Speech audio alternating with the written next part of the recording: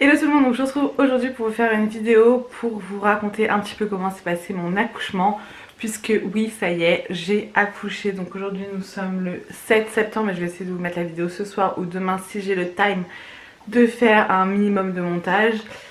Et donc j'ai accouché le 24 août, je vais y arriver. Donc Sacha a aujourd'hui même 2 semaines. Et il va très bien, je vous montrerai après. Là il est juste à côté de moi, donc si vous entendez des petits gazouillis, c'est qu'il est réveillé. Ce petit cœur il vient juste de prendre le biberon.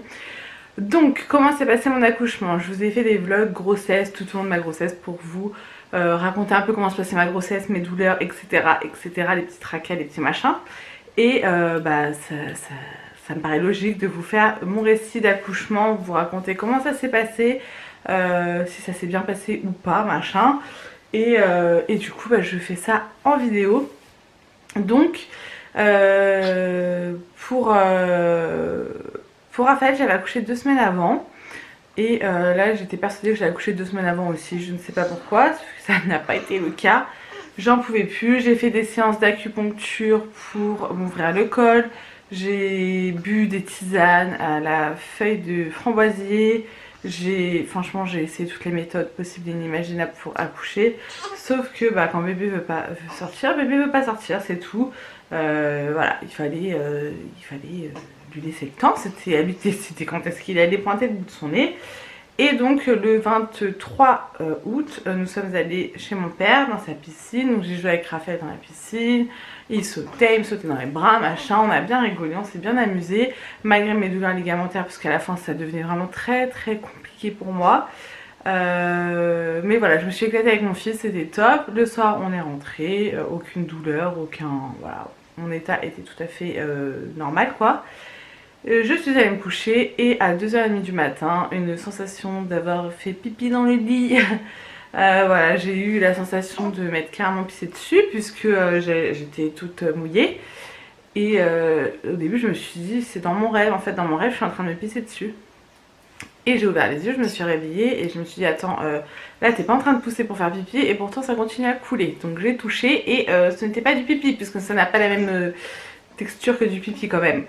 Et donc j'en ai conclu que j'avais perdu des os, enfin j'avais percé la poche des os quoi. Et donc j'ai réveillé mon chéri qui s'était endormi depuis seulement 1 heure, voilà, en lui disant mon cœur, j'ai perdu la poche des os, est-ce que tu peux me donner une serviette s'il te plaît, puisque ça coulait tellement que je pouvais même pas me lever, enfin sinon j'en aurais mis partout quoi. Et du coup il me dit oui et puis il bouge pas. Ok. Donc je lui aurais dit mon cœur, je vais accoucher. Alors je sais que j'avais pas accouché dans la minute, mais c'était plus pour le faire réagir, genre réveille-toi, parce que mon chéri il faut le réveiller 50 fois avant qu'il se lève du lit, donc voilà. Est-ce que tu peux me donner une serviette, j'ai perdu les os. Il me dit mais non mais n'importe quoi, t'as perdu les os. Et là il touche, il me dit oh putain c'est dégueulasse. Et donc il est parti me chercher une serviette. Je lui ai dit écoute j'ai absolument pas de contraction pour l'instant, donc prends ton temps, prends ta douche, bois un café. Voilà, tranquille, on n'est pas à la minute. Mais il fallait quand même que j'aille rapidement à la mater puisque déjà quand on perd la poche des os, il faut quand même aller je crois dans les 2 ou 3 heures à la mater. Et en plus moi j'avais le streptocoque B, donc il fallait qu'ils me mettent sous perfusion 3 ou 4 heures avant l'accouchement quoi, pendant le travail, pour que bébé ne chope pas ce streptocoque B. Donc je lui dis bon, prends ton temps, voilà, tranquille quoi. Donc moi chérie prend son temps, enfin il se prépare tranquille. Moi j'appelle mon père pour qu'il vienne surveiller Raphaël. Enfin Raphaël dormait, il était 2h30 du mat. Donc pour qu'il vienne, pour qu'il y ait quelqu'un à la maison tout simplement. Et puis nous voilà partis à la mater. Donc on est arrivé à la mater vers 4h, sachant que la mater elle est à 20 minutes de chez moi environ. Donc la route nickel, on écoutait la musique, on papotait et tout. Enfin je vous dis j'avais des contractions très très minimes et pas du tout rapprochées, pas du tout régulières, enfin voilà. Et donc on arrive à la mater et la sage-femme me fait un monito pendant au moins 45 minutes, 1 heure, sachant que c'était dans un lit dur comme un banc en bois. Franchement j'avais trop mal à ma sciatique, à mes ligaments. Je disais à mon chéri mais il se fout de ma gueule, j'ai trop mal quoi. J'avais même pas mal des contractions, j'avais mal voilà, de mes douleurs de grossesse. Et puis au bout d'une heure elle vient et elle finit enfin par me sculpter. Et déjà pendant le monito je sentais que j'avais pas spécialement de contractions. Et les seules contractions que j'avais, elles étaient pas violentes quoi, clairement. carrément supportable. Et donc elle vient m'ausculter et je vois quand elle m'ausculte que avec ses doigts elle va loin en fait dans mon vagin. Donc je me suis dit à mon avis on est encore loin de l'accouchement quoi hein, clairement. Et donc elle finit de m'ausculter, elle me dit même pas à combien je suis, donc je lui dis bah je suis à combien? Et elle me dit bah 1. Alors là j'étais dépitée parce que en gros mon col n'avait pas bougé depuis un mois parce que ça fait un mois que je suis ouverte à 1. Donc je me dis super, ça va mettre grave du temps puisque ouverte à 1, voilà quoi, t'as le temps de. T'as le temps quoi. J'ai plus de batterie, péché. Et donc ouverte à 1 et elle me dit écoutez en règle générale les femmes qui perdent les os, les premières contractions arrivent dans les 6h, 8h, 12h, 18h ou 24h. Alors là j'ai envie de pleurer, je me suis dit attends si je dois accoucher dans 24h ça va clairement pas le faire. Mais elle me dit comme vous avez le streptocoque B on pourra pas attendre 24 heures pour vous déclencher et tout. Donc elle commence à me parler de déclenchement. Je me dis putain ça me ferait quand même chier d'avoir un déclenchement. Et elle me dit de toute façon le gynéco va venir vous voir au début de ses consultes vers 9h pour justement voir pour le déclenchement où ça en est machin. Elle me dit en attendant on va vous installer dans votre chambre tranquille. Donc moi je dis à mon chéri bah écoute rentre à la maison. Si ça met 6 heures à arriver les premières contractions, ça fait déjà 2 heures que j'ai perdu la poche des os. En gros, il reste minimum 4 heures. Bon, après, c'est en règle générale, on est bien d'accord. Donc, je dis rentre à la maison, comme ça, quand Raphaël se réveille, il verra son papa, même s'il a l'habitude de mon père, il n'y a aucun problème là-dessus. Je me suis dit, comme ça, il sera pas paumé, genre sans papa, sans maman, voilà, tu seras là, et puis après, tu reviens, voilà. Et avant qu'il parte, je commençais à avoir des contractions quand même un peu plus fortes, mais je me suis dit, bon, c'est pas des vraies contractions, voilà, ça fait plus mal, quoi. Et puis il part, une demi-heure après je commence à avoir des contractions bien douloureuses. J'étais au téléphone avec ma mère, je notais sur mon application dès que j'avais une contraction, je cliquais et en fait ça calcule la durée de la contraction et l'intervalle entre deux contractions. Et là ça me disait que j'en avais toutes les moins de 3 minutes et qu'elle durait environ 30 à 40 secondes. Donc je me suis dit ah ouais, et je te téléphone avec ma mère en FaceTime, elle me dit mais attends Nani tes contractions c'est toutes les moins de 3 minutes quoi, là il faut que tu appelles la sage-femme, enfin tu peux pas rester comme ça. Là je commençais vraiment à douiller donc j'appelle la sage-femme et j'attends. Au bout d'une demi-heure le téléphone sonne de la chambre, je réponds, la sage-femme qui m'appelle en me disant on est en train de faire le changement d'équipe jour-nuit, je fais les transmissions et on vient vous voir. Ok, j'attends encore une demi-heure donc ça faisait 1 heure que je l'avais appelé pour qu'une sage-femme vienne me voir. Donc là les contractions elles devenaient clairement insupportables, enfin là j'avais vraiment très mal. Et elle vient me voir en disant bah ils vous attendent en bas pour faire le bilan quoi, voir où ça en est, prenez une douche, mettez un vêtement ample et redescendez quoi. Donc de là j'appelle mon chéri, je lui dis écoute là j'ai super mal, donc peu importe si je suis ouverte à plus que 1, si ça a bougé depuis tout à l'heure, mais il faut que tu viennes parce que là j'ai besoin de soutien, j'ai trop mal, là ça commence à devenir compliqué.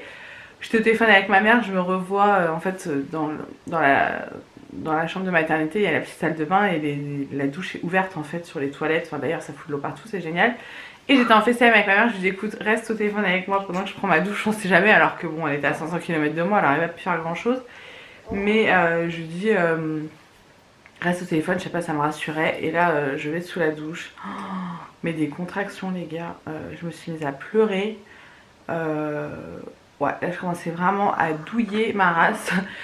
Et donc je prends une douche express, hein, clairement j'étais pas bien du tout. Je sors de la douche, mon chéri arrive et je lui dis bah écoute on descend. Et là je douillais, franchement je douillais de ouf. On arrive en bas, ils me mettent direct en salle de naissance et la sage-femme, donc une autre sage-femme parce que c'était l'autre équipe du coup. Donc là il devait être 8h... peut-être 8h, ouais 8h30, parce que j'ai dit à mon chéri de rentrer à la maison vers 6h30 et il s'était passé ouais, à peine 2 heures quoi. À peine 2 heures et donc on descend, on arrive en salle de naissance, la sage-femme essaie de me faire un monito sauf que Sacha n'arrêtait pas de bouger, donc dès qu'elle mettait, elle bougeait dans l'autre sens, donc elle galérait. Je me suis dit mais meuf j'en ai rien à foutre de ton monito, ausculte-moi, dis-moi à combien je suis parce que si je suis à plus de 2 ou 3, t'appelles l'anesthésiste et j'aurai ma péridurale parce que là ça va pas continuer comme ça. Et elle galère à faire le monito, je sais pas, elle arrêtait pas de parler, je me suis dit mais franchement elle a fermé sa gueule. je m'en fous en fait de ce qu'elle me raconte, elle me parlait d'un autre hôpital, enfin je me suis dit mais elle voit pas que je suis en train de morfler, j'en ai rien à foutre quoi de ce qu'elle me raconte. Mais je pense que c'était justement pour me changer les idées et me faire penser à autre chose quoi. Et puis Et du coup, elle finit enfin par poser le monito et à m'ausculter. Et donc là, elle me dit, ouh là là, vous avez bien fait de descendre, devinez à combien vous êtes. Je dis, bah je sais pas, j'espère au moins 2 ou 3 que je puisse avoir la péri. Elle me dit, non, non, plus. Donc là, j'étais contente. Mon chéri dit 4, elle dit non, plus, vous êtes à 5. Donc je me suis dit, bah cool, ça a bien bougé en même pas 2 heures. Je suis passée de 1 à 5, c'est génial, tout ça, ça va, je vais avoir le droit à la péri quoi. Et elle me dit, bah écoutez, je vais appeler l'anesthésiste. Et puis elle commence à préparer ses petits plateaux, ses machins, ses trucs, elle part, elle revient. Je me dis, bon, bah l'anesthésiste il va pas tarder. Et là, elle revient au bout de 20 minutes, elle me dit, bon, bah c'est bon, j'ai tout préparé, je vais appeler l'anesthésiste. Non mais meuf, tu l'as toujours pas appelé, qu'est-ce que tu branles depuis tout à l'heure? Et puis là, il était 9 h, donc je me suis dit, bah c'est bien. Non, il était plus de 9 h. Je me suis dit, c'est cool, sachant que il a dû commencer ses consultes, donc on le réveille pas, il va être rapide. Effectivement, il est arrivé très rapidement, l'anesthésiste. Et là, la sage-femme m'avait déjà installé, donc mon chéri est resté pendant la péridurale. Et il était devant moi, j'avais mes jambes sur lui. Bon, changement d'ambiance, je vous retrouve genre peut-être 5 heures plus tard. Entre temps, nous avons été chez Aubert, on a acheté une poussette. Voilà, donc nous sommes rentrés. J'ai un petit cœur qui vient m'embêter avant d'aller au bain, bien sûr. Maman. Bah oui, maman, sinon ce serait pas cool, hein. C'est des mignons. Bon, si vous entendez un peu de bruit, c'est juste que mon fils est au bain. Mon chéri est en train de lui donner le bain, je l'ai arrivé. Donc je ne sais plus où j'en étais, je crois que je vous disais que... Enfin, je me rappelle, donc je vous disais, j'étais en position pour la péri. Mon chéri était devant moi, j'avais mes jambes sur ses jambes. Enfin, mes pieds sur ses jambes. Mais j'avais tellement de contractions, mes contractions étaient tellement rapprochées que c'était dur de garder le dos rond, de ne pas bouger, enfin c'était compliqué. Donc l'anesthésiste a réussi à me piquer donc, dans le dos et il m'a dit que vous allez sentir un produit chaud, etc. Nan. Et là, le début du calvaire. C'est-à-dire que pendant 20 minutes, il m'a piqué dans le dos. Pour rappel, j'avais le souvenir que ça avait duré 2 secondes. Il m'avait piqué, merci, au revoir. Dans 10 minutes, vous n'aurez plus mal. Là, il me piquait, me repiquait, me repiquait à droite, à gauche. J'ai morflé, mais un truc de malade. Je lui disais, ah, il me disait, mais c'est quoi qui vous fait mal, les contractions ou moi? Je lui disais, bah vous. Il me disait, mais vous avez mal où? Bah vous êtes en train de me piquer. Quand vous me piquez à droite, j'ai mal à droite. Quand vous me piquez à gauche, j'ai mal à gauche. Et il me repiquait. Il me repiquait. Je dis, mais ça va jamais se finir. Pendant un moment, carrément, j'étais inerte. J'avais la tête baissée comme ça. J'avais plus aucune réaction. Mon chéri m'a dit, je croyais que t'étais morte, quoi, que t'allais faire malaise, enfin, je sais pas. Et vraiment, il m'a dit mon cœur. Je lui dis oui, il me dit ça va. Je lui dis bah j'en peux plus. En fait, j'étais à bout de force par rapport aux contractions, j'avais extrêmement mal. Et l'autre qui était en train de me charcuter le dos, je me suis dit il va me paralyser le dos, en fait, c'est un truc de ouf. Et avant qu'il arrive, enfin avant qu'il me passe la péri, il a demandé à la sage-femme, elle est à combien? Et la sage-femme, elle était un peu dos à moi, donc elle lui dit 5 et au même moment je me retourne et je la vois faire ça. Je me dis, ok, la meuf elle m'a mytho, déjà je suis à 6. Donc elle dit oui, enfin 5, 6. Donc je me suis dit, bon, pour Raphaël, j'avais la péri à 7, donc ça va le faire quoi. Et puis là, l'anesthésiste finit enfin par me piquer, me mettre le pansement, le machin, et me dit appuyez sur le bouton le plus souvent possible, même si c'est un système de bolus, donc t'as beau appuyer 50 fois, ça te mettra pas 50 doses. Mais quand le truc se régénère, là, la machine se remet, hop, t'appuies, ça, voilà, ça se remet automatiquement. Donc il me dit appuyez dès que vous pouvez. Donc moi j'arrêtais pas d'appuyer comme une folle, sauf que ça me délivrait pas la dose de péri, bien évidemment. Et l'anesthésiste restait dans la chambre. Il restait dans l'encadrement de la porte, enfin il restait pas loin. Je me suis dit mais qu'est-ce qu'il veut lui, pourquoi il se barre pas? Et j'ai commencé à me dire c'est chelou, parce qu'il restait vraiment, c'était bizarre. Et je sentais toujours autant les contractions. Donc je lui dis à la sage-femme c'est pas possible, j'ai trop mal, ça va pas marcher la péri. Elle me dit attendez, ça va agir, ça va agir. Je suis dit non mais là j'ai beaucoup trop mal, il faut faire quelque chose, je sais pas, qui me donne une dose, enfin j'en sais rien, mais c'était horrible, je sentais tout. Et l'anesthésiste était là, il repartait, il revenait, je dis mais il se passe quelque chose, tu vois, c'est bizarre. Et il revient et il dit ausculte-la, dis-moi combien elle est. Et là elle m'ausculte, donc un quart d'heure après avoir eu la péri, après avoir eu la pause de péri, j'étais à 7. Donc elle dit elle est à 7 et là j'ai vu la panique dans leurs yeux en mode l'anesthésiste qui dit oh là là mais ça va trop vite, ça va trop vite. La sage-femme qui dit oui ça va trop vite, elle s'ouvre genre rapide quoi. Et là j'ai compris que j'aurais peut-être pas la chance de bénéficier de la péridurale parce que ça allait trop vite. Et j'ai vu en fait dans la tête, j'ai vu dans les yeux de l'anesthésiste que ça aurait pas le temps en fait d'agir. Et ou qu'il me l'avait mal mise, j'en sais rien, mais j'ai senti que voilà, il y avait quelque chose. Et je continue à avoir mal, je disais à la sage-femme, mais comment elles font les femmes sans péri? Elle disait, bah là vous êtes sans péri et vous arrivez à gérer. Non mais non meuf, j'arrive pas à gérer, là je me retiens, j'ai envie de tout péter, tu vois. Je me retiens de ouf, mais ça me fait trop mal. Et voilà, j'avais mal. Après, je me mettais pas à hurler, je me mettais pas. Enfin voilà, hein, j'avais mal. Je me contractais à chaque contraction, j'essayais de souffler. Enfin voilà, ça faisait mal quoi, tout simplement. Et puis, au bout d'un moment, l'anesthésiste revient encore, machin. Je dis, mais j'ai toujours mal. Il dit, elle est à combien? Elle est à combien? Pareil, même schéma. Là. Elle me rescute, elle dit, elle est à 9. Ok, les gars. Donc il dit ah là mais ça va beaucoup, ça va trop vite, enfin il redit en fait ça va trop vite, j'entendais ça tout le long, là ça va trop vite, bah ouais ça va trop vite, qu'est-ce que je te dise. Et je lui dis là par contre je sens que ça pousse, j'ai envie de faire pipi, j'ai envie de faire caca. Elle me dit bah si ça pousse, poussez, sauf qu'il y avait encore la table pleine quoi, elle avait pas enlevé la deuxième partie du lit en fait. Et elle me dit poussez, vous inquiétez pas et tout.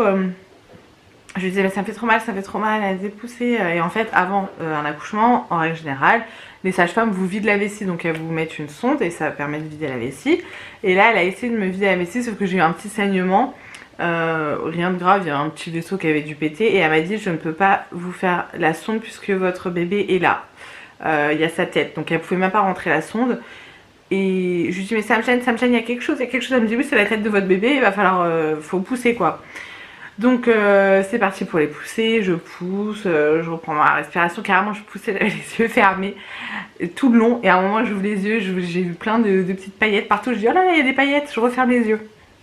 Elle me disait dès que vous avez une contraction poussez, je lui dis mais j'ai tellement mal, je le sens tellement en bas, j'ai l'impression que tout va se déchirer que je sens même plus mes contractions en fait. Donc elle me disait poussez quand vous voulez et franchement je souffrais le martyre. Mais dès que je reprenais ma respiration, je me posais et je leur parlais à mon chéri, à la sage-femme.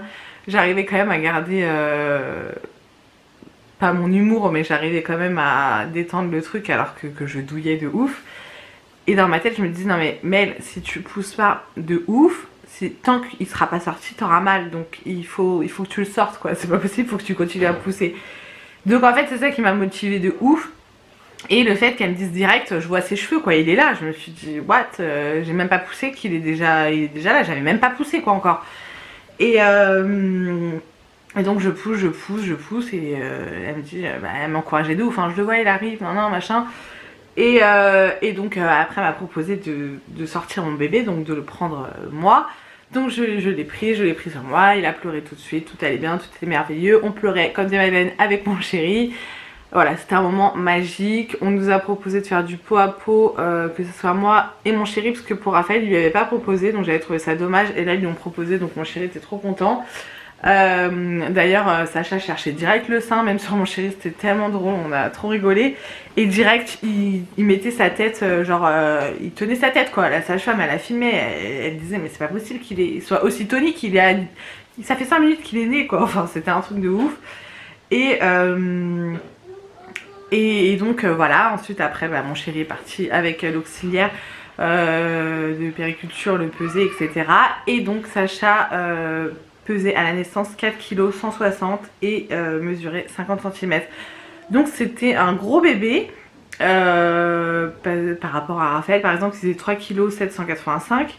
Mais niveau gabarit, on avait l'impression que c'était le même gabarit que Raphaël. En fait, j'avais pas l'impression d'avoir un gros bébé, enfin bizarre, mais il disait bien 4 kg 160. Et donc après voilà, la sage-femme m'a recousu pendant que j'avais Sacha sur moi d'ailleurs. Donc j'ai eu 1 voire 2 points, mais vraiment léger. Pour vous dire, pour Raphaël j'avais eu pareil une déchirure, j'avais eu 2 points. Et les premiers pipis étaient assez douloureux pour Raphaël. Là je n'ai strictement rien senti, j'ai même pas eu l'impression d'avoir été déchirée. Les points étaient résorbables, j'ai plus rien. Quand elle était en train de me recoudre, elle m'a dit c'est un truc de malade, si votre mari vient et regarde, on n'a même pas l'impression que vous venez d'accoucher quoi. Genre mon vagin, elle m'a dit c'était un truc de ouf, bref. Pour le placenta, pour Raphaël, elles étaient deux à m'appuyer sur le ventre pour faire sortir le placenta. Là, j'ai même pas eu besoin de pousser, que le placenta est sorti tout seul. D'ailleurs, elle nous a fait un cours sur le placenta, elle m'a demandé si on voulait le voir. J'ai dit bah oui pour Raphaël, j'avais pas voulu. Ouais, franchement, pourquoi pas.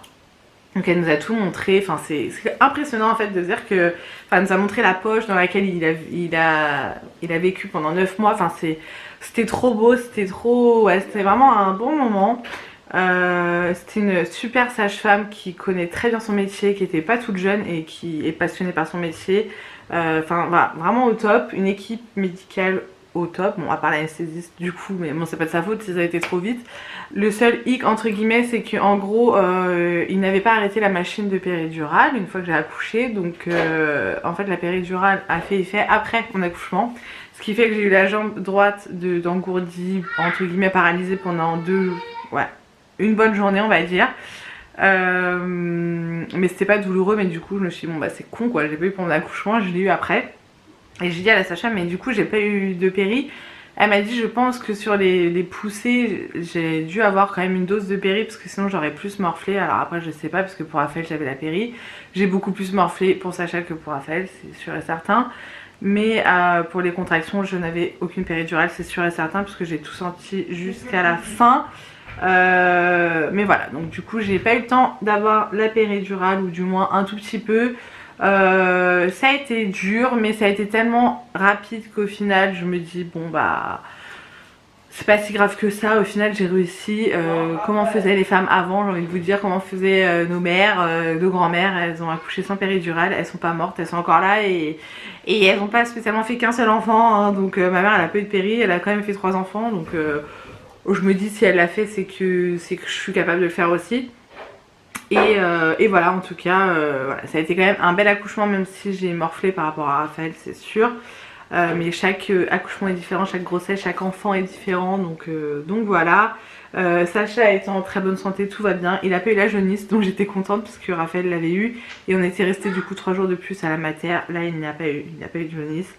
Donc pas besoin d'avoir des petites séances d'UV. Tout allait bien, voilà. C'est un bébé qui est très très très calme, comme Raphaël au début. On ne l'entendait pas, il pleure même pas pour les biberons, il s'agite un petit peu, il bouge un peu, il t'étousse sa main, donc c'est là qu'on se dit bon bah il doit avoir faim. Après si on le fait attendre un petit peu trop, il commence à pleurer, mais vraiment vite fait. Voilà, il pleure vraiment jamais, c'est un truc de malade pour vous. La nuit bah, il se réveille pour son biberon, et c'est tout, il se rendort tout de suite. Il fait à peine son rôque et il dort déjà, donc j'ai vraiment pas à me plaindre. Donc moi niveau fatigue, bah, je suis fatiguée obligatoirement, j'ai accouché il y a 2 semaines. J'ai ma meilleure amie qui est venue, j'ai ma mère qui est venue, j'ai ma soeur qui est venue. Alors ma meilleure amie et ma mère c'est pas du tout fatigant, puisque bah, ma meilleure amie dormait pas à la maison, elle dormait chez elle parce qu'elle a un appartement ici. Ma mère, bah, je pouvais me reposer tant qu'elle était là. J'étais pas gênée de me reposer avec ma mère quoi. Et ma mère m'a beaucoup aidée à faire bah, tout ce qui est ménage et tout, enfin franchement elle m'a aidée de ouf. Et ensuite ma soeur et mon beau-frère et donc ma nièce m'ont fait la surprise d'arriver bah, le jour où ma mère est repartie, en fait le soir même. Ils ont toqué à ma porte, j'ai ouvert, j'ai vu leur tête, j'ai dit mais vous êtes sérieux les gars? Et du coup ils sont restés que 2 jours parce que mon beau-frère avait que 2 jours de repos.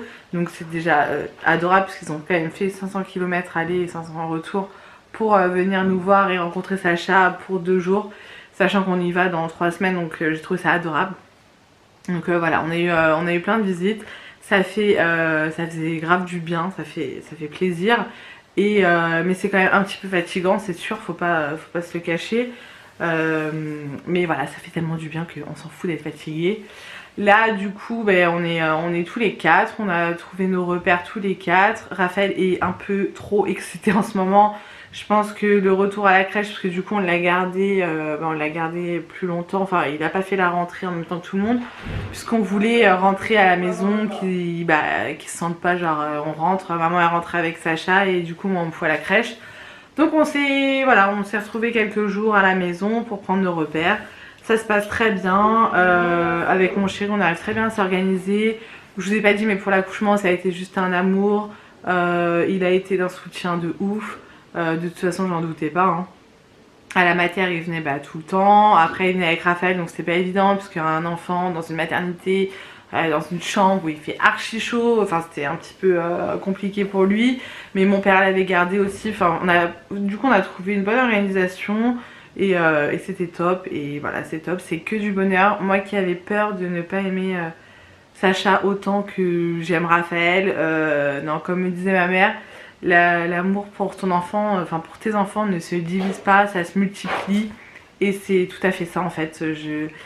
Je les aime tous les deux, c'est mes deux amours, mes deux princes, enfin c'est voilà, c'est toute ma vie, et voilà, c'est trop mignon. Sinon ben moi tout va bien, j'ai très mal aux jambes par contre, et très mal à ma sciatique, j'ai encore mal à mes ligaments, donc je pense que c'est le temps que tout se remette en route. Je suis aussi constipée, voilà, si ça peut en intéresser certaines. J'ai tous les trucs de merde post-accouchement, mais je sais que tout va revenir dans l'ordre, et voilà, mais c'est vrai que j'ai très mal aux jambes, j'ai eu les jambes gonflées à la fin de grossesse, et là ma sciatique en fait m'irradie jusqu'au pied, donc j'ai été chez l'ostéo, il m'a tout remis en place, tout ce qui est du haut du dos et du bassin.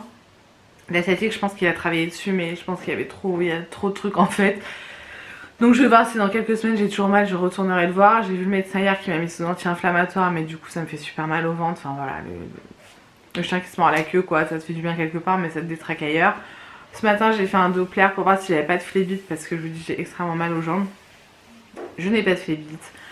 Donc voilà, ça va se remettre dans l'ordre tranquillement,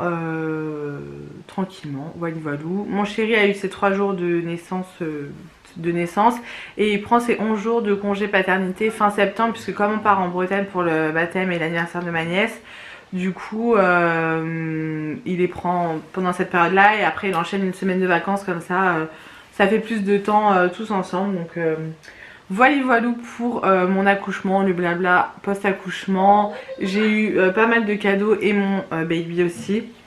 Mon chéri m'a offert ce joli bracelet, je sais pas si vous allez bien le voir, il est juste magnifique, j'adore. J'ai également eu ce collier. Voilà, j'ai eu pour Raphaël, et du coup là je l'ai vu avec marqué Raphaël et Sacha. J'ai eu plusieurs charmes pour mon Pandora, donc elle est super mob, je sais pas si on va bien voir. On a le R pour Raphaël et le S pour Sacha.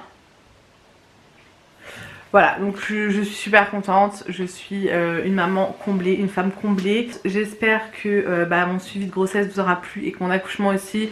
Je voulais vous remercier 1 milliard de fois pour tous vos messages sur Instagram, même sur YouTube, sur les photos que j'ai mis de Sacha sur Instagram. Vous avez été plein à m'envoyer mettre des commentaires, à m'envoyer des messages privés, c'était juste adorable. J'ai pas pu répondre à tout le monde, et je suis désolée, c'est pas pour faire ma star ou quoi. Mais c'est vrai que mon téléphone en ce moment je le délaisse un petit peu, je l'utilise pour regarder les vidéos des copines sur YouTube, mais je prends plus de temps pour ma famille tout simplement, puisque YouTube et les réseaux sociaux pour moi c'est vraiment secondaire. Donc voilà, merci 1000 fois pour votre bienveillance, pour vos messages d'amour, enfin voilà, vous êtes juste des amours, c'est un truc de malade. En tout cas j'espère que cette petite grosse vidéo vous aura plu, vous aurez au moins le récap et le final de cette grossesse. Je vais vous montrer Sacha vite fait, il est en train de dormir, donc voilà, il dort dans le petit transat. Je vais vous montrer ce petit cul, de toute façon si vous me suivez sur Instagram vous l'avez vu. Mais voilà, je vous présente Sacha. Il avait plein de cheveux quand il est né, plein de cheveux noirs, et là ça s'est un petit peu... ça s'est un petit peu éclairci. Là je lui ai mis des petits gants là tout à l'heure, parce qu'il fait que de se griffer. Et on a un petit shooting photo lundi, donc j'ai pas envie qu'il soit tout défiguré pour le shooting photo. Mais voilà. Donc je vous laisse ici, j'espère que cette vidéo vous aura plu. Hop, je vous remets à l'arrache. Je vous fais plein de gros bisous, et je vous dis à bientôt, passez un bon week-end, et je vous fais plein de bisous.